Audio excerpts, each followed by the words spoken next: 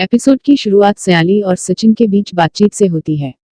सयाली अपने पति से अनुरोध करती है कि वह उस तरह से प्रतिक्रिया न करे जैसा उसने पिछली रात में व्यवहार किया था। वह अपने पति की हर बात सुनने को तैयार है, लेकिन सबके सामने नहीं।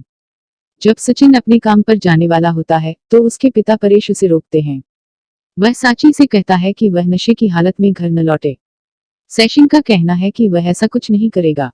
के जाने के बाद सयाली सजावट के लिए कुछ सामान खरीदने बाजार जाती है।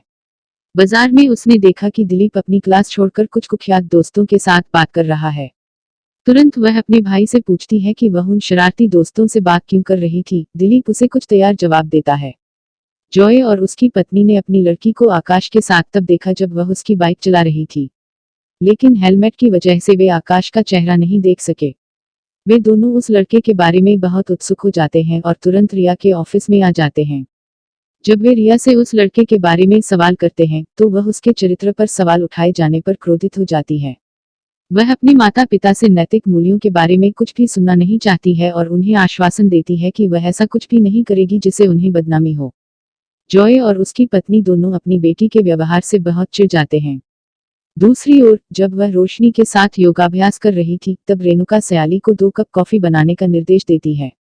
थोड़ी देर बाद सयाली कॉफी लेकर आती है, लेकिन यह रेणुका को पसंद नहीं आती है और वह उस पर कॉफी फेंक देती है। वह अपनी सास के अभद्र व्यवहार पर क्रोधित हो जाती है। वह उसे यह भी याद दिलाती है कि कॉफी की सामग्री मुफ्त में नहीं मिलती है। सचिन उन्हें अपने कमाए पैसों से खाना खिलाते हैं।